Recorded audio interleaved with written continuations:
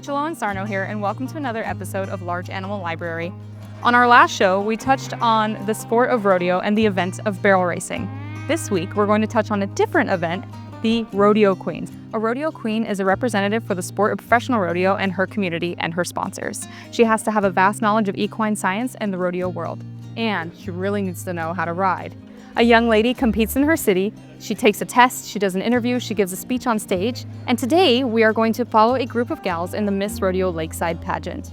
I was very lucky to be Miss Rodeo Lakeside in 2014 and went on to be Miss Rodeo California. I got to compete in Miss Rodeo America, and I was Miss Photogenic, and I had a great time competing with my best friends. A girl competes in a local pageant, she then can compete for Miss Rodeo California, and if she wins Miss Rodeo California, she gets to compete with a lot of her state competitors at Miss Rodeo America. So let's meet the girls running for Miss Rodeo Lakeside.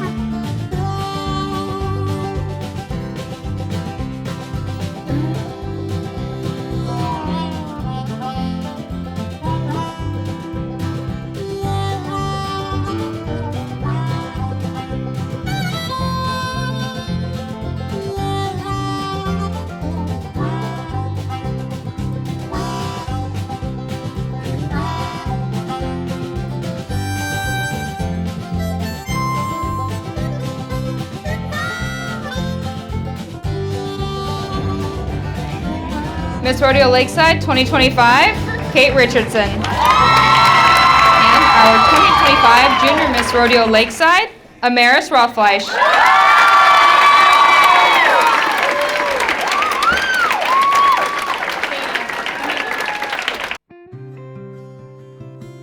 I'm here with our guest host, Hannah Dickerson, who has had many titles in San Diego. The domestication of cattle started more than 10,000 years ago.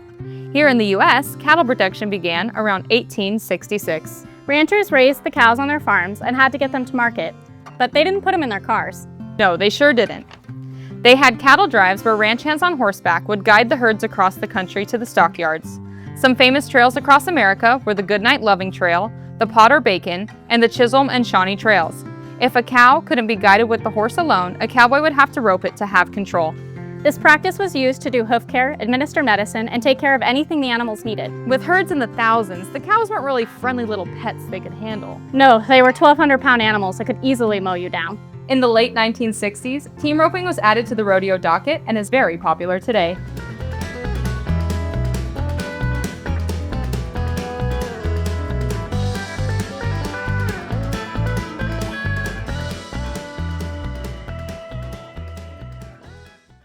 Today we're here with Jessica, the ranch manager at Sunbar Farms, located in Lakeside, California.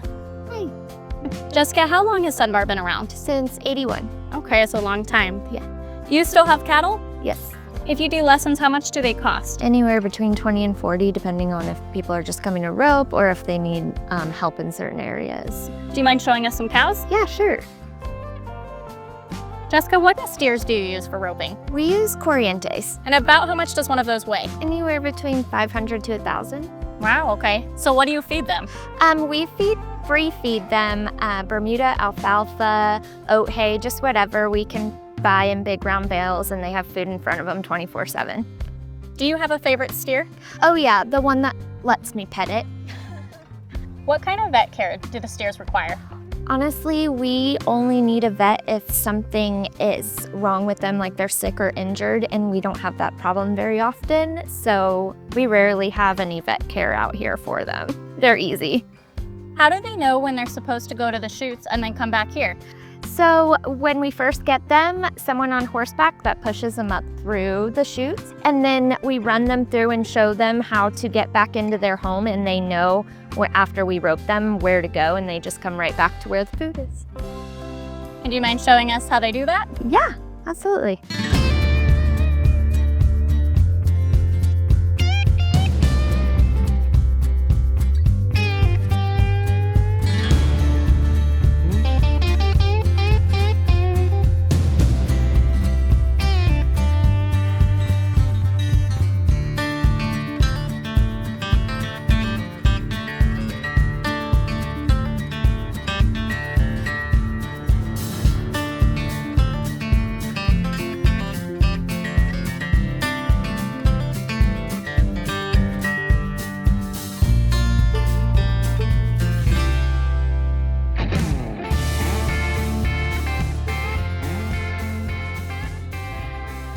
Well, Jessica, thank you so much for showing us your steers. Yeah, absolutely. Thanks.